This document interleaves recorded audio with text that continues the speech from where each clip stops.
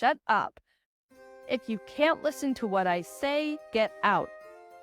A cup hastily thrown hits the wall, shattering into pieces. Dad has always been like this. He'd yell almost daily, saying he's the head honcho around here, and anyone who opposes him should leave. The Johnson family has blue-blooded roots, and I've heard that since my great-grandfather's generation, all the boys were groomed to become bankers.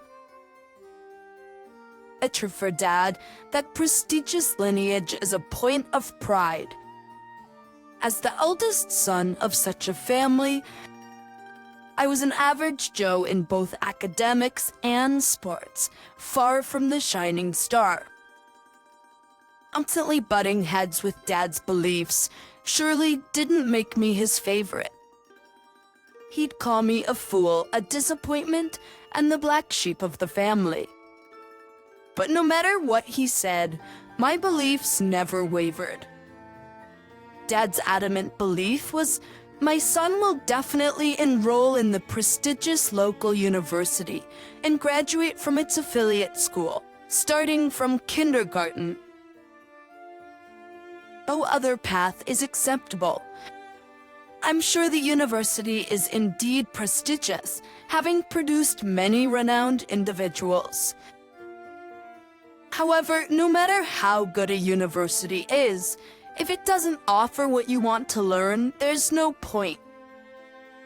And I'm sure as hell didn't want to be forced by my parents to enroll. I secretly consulted with my mom behind my dad's back and decided to transfer to a public middle school instead of moving on to the next grade at my current school. But sure, when my dad found out, he was furious at first. But after a while, it seemed like he thought it was a waste to even bother, so he stopped saying anything. But for a while, I was worried because my mom's cheeks were red and swollen, but when she stroked my head and told me not to worry, I couldn't say anything. My 2-year-old younger brother's name was Mike. But unlike me, he was an honor student who was good at both studying and sports and had many friends. Dad started to show even more interest in Mike and being pampered and spoiled. Friends for me began to look down on me alongside Dad.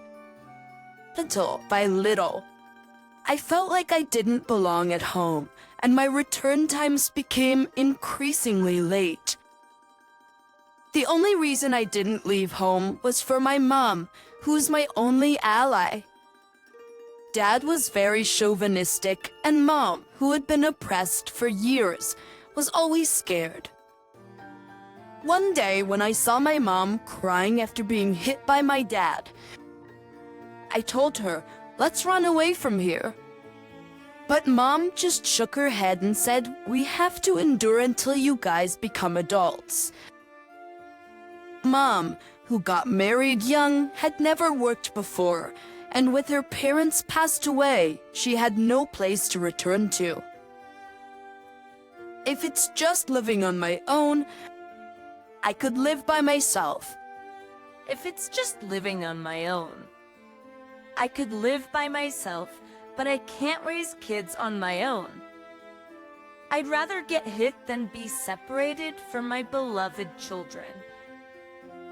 I still remember her trembling shoulders as she hugged me and said that although I resented my dad, I had no dreams or goals and started to spend time in secluded places to escape reality.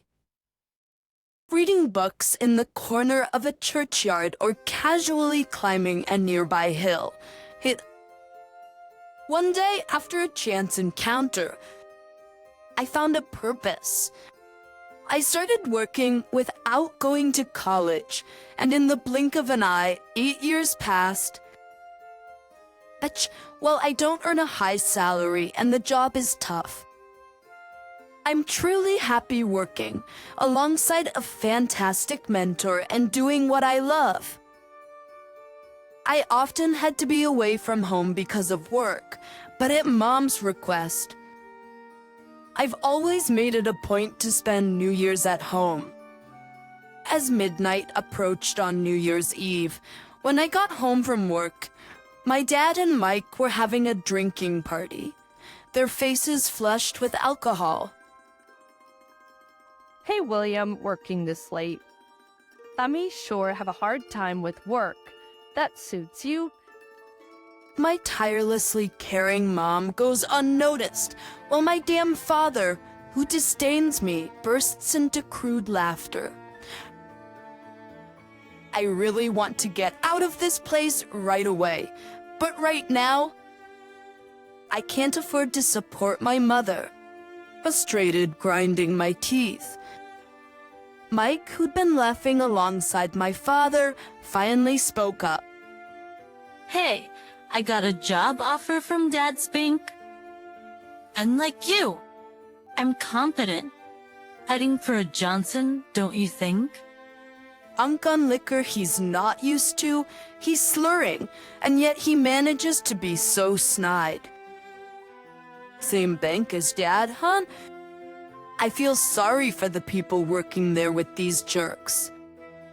As I expected, there wasn't even a glass set for me. I ate my special meal alone in my room. Throughout the first few days of the year, Mike kept boasting about his job offer. And Terry Dad would compare Mike and me, hurling verbal abuses and throwing random things at me. I'm ashamed to have a son like you. Bring shame to the Johnsons, and you better leave. Television remotes, empty liquor bottles, and ashtrays have become all too familiar projectiles aimed at me. I've gotten pretty good at dodging these thrown objects, but that only seemed to anger my old man even more. After New Year's was over, Mom saw me off to work, but she was quickly summoned by my dad. Just when I thought things were getting back to normal after a tumultuous holiday season, something else happened. I was on my way back to the workshop with a load of wood in the back of my pickup. I accidentally made eye contact with Mike. I don't know why he was walking down that deserted country road.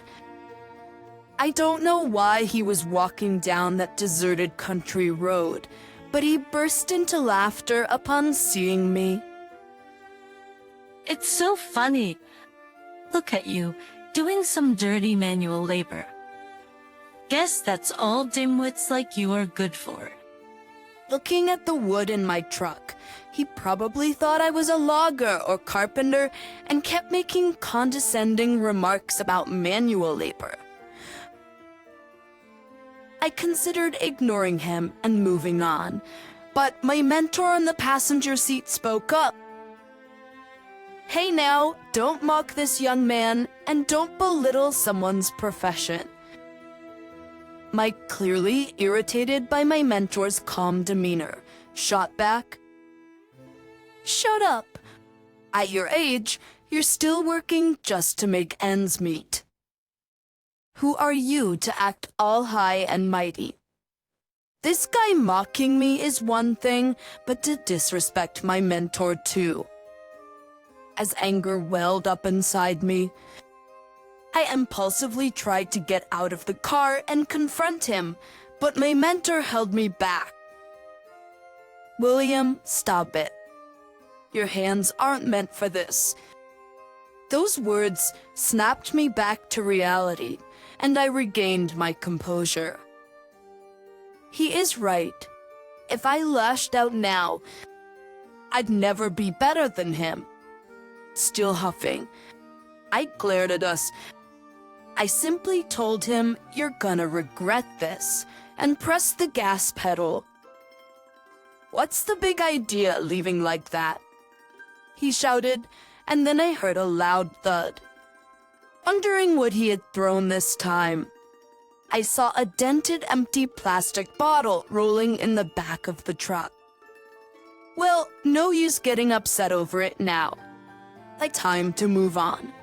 It did irk me when he insulted my mentor, but punching him would only soil my hands and wouldn't make him reflect on his actions. He might only regret it when his knight's self-worth as a successful son is challenged. I had no idea then that such a moment would indeed come. A bit later, my mentor and I went to deliver some goods to a luxury hotel. The hotel owner asked to carry the Beekses to a particular room. I walked down the hallway holding one. As I thought I'd turn the corner and reach the room where my mentor was waiting, I heard a familiar demeaning laughter. I turned around, frowning heavily at the bad feeling, and sure enough, there was my father and Mike pointing and laughing at me. I figured they were probably there for some sort of celebration for Mike, but my mother was nowhere in sight. "What are you doing here, carrying boxes? This isn't a shelter for the homeless. Did you know that?" Homeless? How could he say that even to his own son? Sorry, I'm in my work clothes, but still. It's work. Just delivering these as requested. Getting all worked up for nothing is something I've learned from experience. I wanted to get out of this situation as quickly as possible, so I decided to get by with minimal conversation. It sounds so funny. You're not a laborer but a delivery guy. If it wasn't for your job, I bet you couldn't even step foot in a place like this. That's so lucky, aren't you? And behind the two doubled over with laughter, a hotel staff member wears a worried expression. As I was wondering what to do, the sliding door opened and Mentor peeked out. Looking different from when he's at work, wearing suits and his hair well combed. Ike burst into laughter. On the other hand, my dad, realizing who Mentor was, turned pale. No wonder my master's name is John Fitzgerald. He's a world-renowned potter, a national treasure, and also the major shareholder of the bank where my dad works. I didn't intend to involve my master and my family issues, but it's their own doing since they went this far. Mike, you must apologize to the professor right now. Being forced to kneel by my dad. Mike, looking bewildered, muttered, why? I let your recent mischief slide because you're his student, but I won't stay silent anymore." Hearing Mentor's words, my dad started shaking in fear. Back when I was in middle school, I aimlessly walked a trail in the nearby Colorado mountains and somehow found myself in his studio. Captivated by the unfinished ceramics, Mentor showed me many of his works. I only learned he was the famous John Fitzgerald, known for not taking in students when I asked to be his apprentice in high school. Afraid I could feel the magnificence of the artwork, but I was dumbfounded when I realized he was a national treasure. Might be interesting to have an apprentice before he kicked the bucket. You seem to have a good eye for things. With that, my apprenticeship was accepted, and now we travel to various places together. Even though we lived under the same roof and they didn't go home often, the two of them had no idea what I was up to. I never told them, but they never asked, and I didn't see the need to enlighten them either. My dad and Mike, pale-faced and apologizing deeply, listened as the Mentor said, You'll hear good news soon before he left the hotel. A few days later, at the shareholders' meeting, the mentor spoke about my dad and Mike. Mike's offer was rescinded due to the shareholders' concerns about him insulting a national treasure, even unknowingly. Mike's offer was rescinded due to the shareholders' concerns about him insulting a national treasure, even if unknowingly. Additionally, there was a strong sentiment against letting someone who had long belittled his own son hold a position of power. So my dad was demoted to a staff member position. He stayed under the strict guidance of a boss who was my dad's staff member. His once soaring pride seems to have been shattered. They're still family after all. While I don't feel the slightest bit sad about their predicament, I am glad our relatives working at the same bank were not affected. Aticulus jury and Wicumilium fancy a break. While I was adding wood to the kiln, Mom brought me some tea and snacks. Thanks to the mentor's arrangement, she started helping out in the workshop and moved out of that house. She now lives in an apartment nearby with me. For the first time, my mother earned her own salary. She's been buying clothes and cosmetics, things she used to ask my father's permission for. It seems she's gained confidence. Seeing her so much happier than before, I smile naturally, all alone in that house.